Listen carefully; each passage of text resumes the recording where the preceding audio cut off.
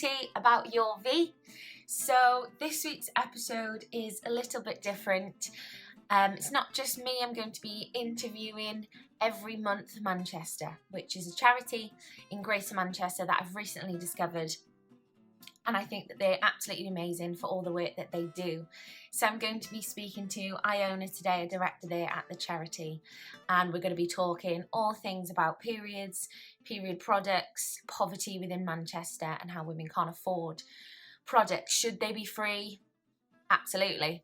So that's what we're going to discuss today. We've zoomed it to be super COVID safe, and I'll edit it together. So after this, please watch it. It's going to be great.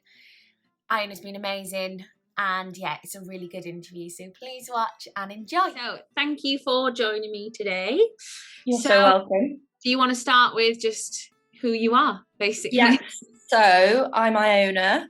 I'm 24, 25 next week. I live in Manchester. I'm from Stockport. And I am the co-director of EveryMonth, which is a period poverty charity in Manchester.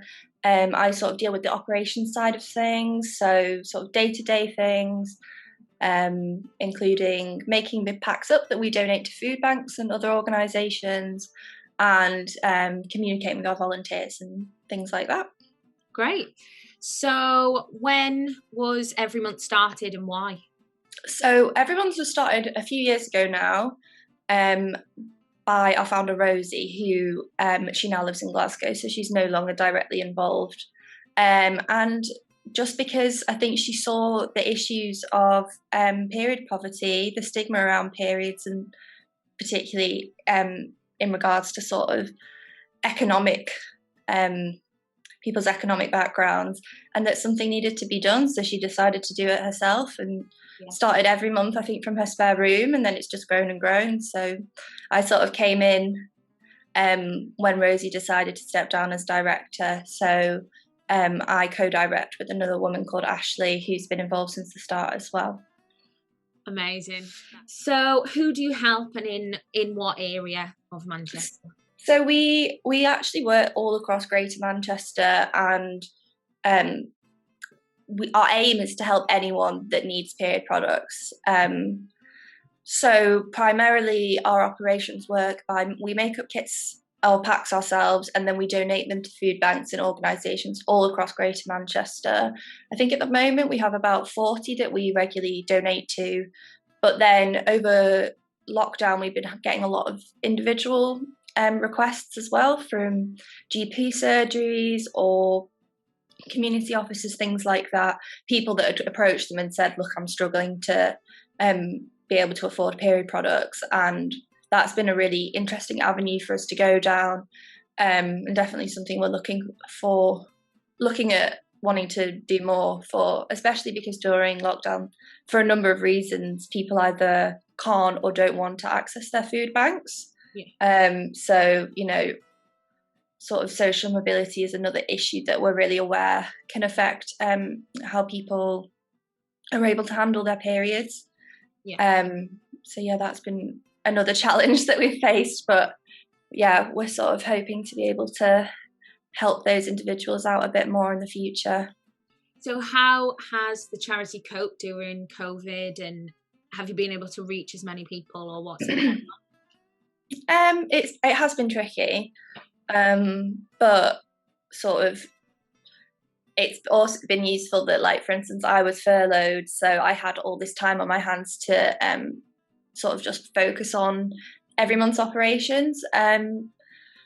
So at the start it was really difficult, and we had no idea what we were going to do, because our packs are primarily made up at packing parties where we invite our volunteers to come to like a church hall or something similar, make up the packs, and then they take them with them and send them to the food banks that have requested them that month. But obviously with COVID, that was completely impossible. So I came up with the idea that we should instead give our volunteers the option to have packing parties at home. So that involves making up kits that have enough products in them to make up 50 packs, and then we request a donation of either 10, 25 or 75 pounds, because the kits, sort of the value of the products inside the kits are £75, but we're also completely aware that people can't afford that, and they're doing us a favour by doing it. And then we've been just dropping those off with our volunteers, and they've been donating them to food banks and organisations for us. It's actually now running really smoothly, and we've got like a definite catalogue of repeat purchases, which is great. And it seems to have been, people feel useful doing something. It's enjoyable. You can have a cup of tea with your flatmate or your parents or whatever, or a bottle of wine if you fancy. So it's actually worked out really well. We did definitely find, like I said, the individual requests we've been getting, we haven't really ever had that before. And I think that people were just finding us by Googling sort of services in Manchester that give period products out. So there's definitely been more of a demand, definitely more difficulties, like I said, people accessing their local food banks. So it has been a struggle, and there's always you always feel guilty because you could always do more. But just trying to do as much as we can, and help people access our period products as much as they can. Well, you're doing amazingly in COVID. Thank you. It's great. So it is really good. So what inspires you to work for EveryMonth? I mean, that's such a tricky, I always find it really tricky to answer questions like that, because obviously Ashley and I and everyone else, sort of the volunteers for EveryMonth and the trustees, we all just have this sort of basis understanding of why we do what we do. And I always find it difficult to articulate. Well, I just don't think that anyone should have an uncomfortable or an unhygienic period. And I think it's the same as, for me, it's the same as being able to have access to food if you can't afford it. It's a basic human right to be able to have a healthy period. And I just feel passionately that everyone should be able to access that. Right. No, that's good. Sorry if I put you on the spot. No, it's fine. I always just sort of you don't actually think about articulating how you feel. It's really difficult. So thank you for making me do that. I've got my line now. I can say it again if someone asks me. So what is usually in the packs? What are the products that you guys provide for people? So each pack contains 10 pads and usually 5 applicator tampons, 5 non-applicator tampons, and a chocolate bar. We used to put in a hot chocolate sachet, but we had feedback from users that they would have to spend money to boil the kettle to use the hot chocolate, and it was just sort of a choice between boiling the kettle for food or boiling the kettle for a hot chocolate sachet. You can understand why that wasn't a choice that they wanted to make, so we put a chocolate in because we just sort of, it should be a treat. We want people to be able to look after themselves, enjoy themselves when they're on the period, and indulge a bit. But oh my god, same. It's literally hot water bottle, tea on tap, and chocolate. We had a huge couple of donations from Lillette's and another organisation in Manchester called 0161 Community, and they gave us masses of applicator tampons. So we were actually putting in just whole packs of tampons, or 10 applicator tampons, because that was the donations we had. I don't know what it is. People don't seem to donate non-applicator tampons as much. I don't know if people use them less, and that's just why. I know I don't use them, to be fair. So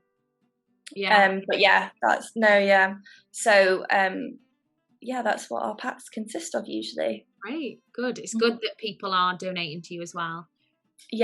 Well, we can always, people can donate financially through our website, or we've got a storage unit, and there's a holding room there. The address is on our website if anyone wants to donate anything. Yes, I will link everything below so people can donate, and it'll all be good. Okay, good. There's my plug. Yes. So we've already talked about how you distribute them. So you send them to food banks and things like that. So how can people go there and know that those products are available for them? So if you go on our website, there's a map of all the food banks and organisations that we donate. If you go on the What We Do tab on our website, you can access that. But also, I would definitely encourage people who use a food bank, if they're at their local food bank and they don't see packs there and they'd like them to be donated there, then just to mention it to the people that work at the food bank, or directly contact us and we'll sort something out. Like I said, like our aim is to get period products to as many people as possible. So if that is something that people want, then we are more than happy to make that happen. Great, amazing. So why is it so important to raise awareness on period poverty in Manchester? I think because it's a really, like, you know, there's not too many taboos left, but I still think that period poverty is one that's barely discussed. And I just think there's definitely a culture of silence around it. The way that we discuss and are taught about periods in schools, there's definitely issues with that. Like, I know when I was first talked to about periods at schools, it was like concealed as like a games lesson just for the girls, and all the girls went in one hall, and I think we were talked to about period products, including a pad that was about this big, so I was terrified. Right. And then I think the boys probably went into another room and probably talked about condoms, sort of in a culture where they're discussed, then that's you're not going to know about them, and they are embarrassing, because like often things that aren't discussed openly are therefore construed to be embarrassing. And on top of that, not being able to afford period products is of course going to be viewed as embarrassing too, when it absolutely shouldn't be. You know, I think as a society we are very open to the idea of people accessing food banks for food when they need to, but maybe not so much toiletries and specifically period products.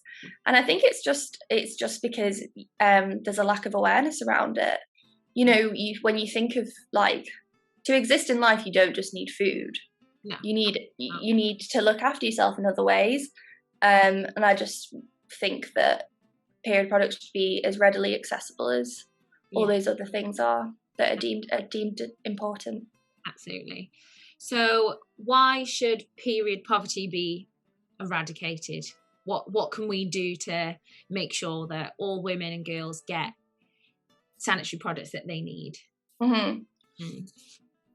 It's a really difficult question. I was discussing this with some girls that run a debate club at a university, because sorry to speak on your behalf, but I can afford to pay for period products, and I'm sure it's the same for you. So there's a sort of guilt there that if they were freely available to you and you knew that other people couldn't access them or had trouble affording them, then you would feel guilty about that. So it's kind of, the aim is definitely that everybody has free access to period products, but I think the first step has to be that people that can't afford them have priority. And I just think that, you know, there's been steps that have been made in New Zealand and in Scotland, and I just think we need to follow suit in that lots of work is being done at grassroots levels by small charities like us and Bloody Good Period and other charities like that, but it really needs to be discussed, you know, at a higher level in the government, and it's their responsibility to deal with the issue and make changes so that everyone can afford period products that needs them. I don't know if it's just me maybe being a bit naive, but when I grew up, I never thought of period poverty really being a thing. No, of course not. I always could afford it, you know, my mum, my sister, so I never ever thought that people would struggle to buy sanitary products. Like you said, people would normally go to a food bank, but would they normally go for products? So I know, but that's the thing, it's because it's not discussed, is it? Like, it's not your fault, it's not my fault. It's that in society we don't discuss these things, and that is sort of the root of the issue. And I just think, I wonder how many people don't actually know that there is a need for it in Greater. Oh yeah, of course. But like I was saying to you before we started recording, that for us, every month we're in this sort of little world where we all feel so passionately about it, and talk about it all the time, and it's at the forefront of like everything we do. But then there's a awareness that majority of the population will not be thinking about these things like we are, and that the conversation needs to go a lot wider for anything to actually change. Yeah. Mm-hmm. Absolutely. I agree. So if people are watching it today and they really want to get involved and they want to help out, what can they do? So I would say to head to our website first. If you go on there, there is a sign up that you can sign up to volunteer with us, and you'll receive our newsletter, and you'll be the first to hear about when we start packing parties, which will hopefully be very soon. And you can sign up there as a packing volunteer, or if you can drive and you're willing to drop off packs, I keep saying kits, it's on my mind, packs for us, food banks, then you can sign up as a driving volunteer too. You can donate through our website, either financially, or you can donate actual period products, like I said. But I just encourage anyone to just sign up to our newsletter. If you think that you're going to volunteer with us or not, if you live in Manchester or not, just to be sort of have an awareness of the conversations and the sort of actions that are being taken around period poverty is like a great thing to do anyway. So yeah, everyone should just sign up if they can. That's what I would say. Absolutely. I'll put everything below so everyone can click. I'll make sure that everyone's okay. Thank you. So last little question, should we make all products free, and like how can we do that?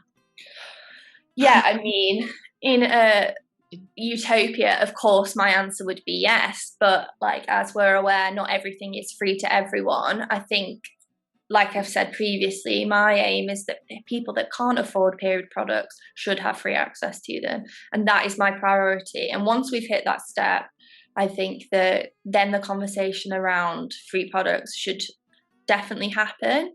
But my worry is that, you know, those people that can't currently afford them are being put to the bottom of the pile, and they are my priority always. And yeah, I just, obviously I'd love everyone to be able to access free products, but I don't know if sorry to be political, but if that is a possible reality with the government that we currently have in power. So we'll have to see. I'm being pessimistic, but I am hopeful. Yes, I hope that it happens. That would be amazing day to just go somewhere and just pick up free. I know, wouldn't it? I mean, what I would say, that if anyone's watching this and they have like sort of access to any toilets or anything in their workspace or whatever, either do a collection or have somewhere that people can donate and collect period products when they're in the bathroom, because everyone has been in a position where they've been struck unexpectedly, and how difficult and annoying and embarrassing that can be. And like, we should all just be able to deal with that without having to put, you know, £1 in a machine or wrap a load of toilet roll in your knickers. Like, they're the steps that, you know, we can all make, but at the end of the day, it's the government's responsibility to actually make sort of big change. Yeah, there we go, guys. If anyone from the government is watching, yeah, it's your responsibility. Amazing. So yeah, that's all the questions I've really had today. Okay. Anything else you want to mention about Every Month? No, not really. I mean, I'm just really glad to be able to talk to you and talk about Every Month, because that's all I want to do ever. Yeah. So yeah, just thank you so much for having me. No, you're very welcome. Thanks for coming on. And I'm definitely doing a packing party when we can. Definitely, that's going to be a big thing that I'll do. Yes. For all the tea about your V, and I'll get everyone involved. Great. I mean, I'm so excited and also a bit fearful for how big the first packing party back will be, because we've had so many people sign up to be a volunteer for lockdown. It's going to be like the event of the year. Hundreds of people. Yeah, I'll have to get like some like celebrity appearances or something to make it worthwhile. You'll have to like hire out the theatre just to fit. Yes. Yeah, that church hall might not be big enough. Amazing. Well, yeah, thank you so much. Thank you guys for watching today. I had so much fun doing this with her. She answered all the questions and it was amazing. I've learned so much. I'm going to put all of the charities' information in the bottom, so please go check them out, donate what you can, because the work that they do is so important. So thank you so much. Like, subscribe, share it, keep clicking those buttons, and yeah, I'll see you next week for another episode of All the Tea About Your V. Bye!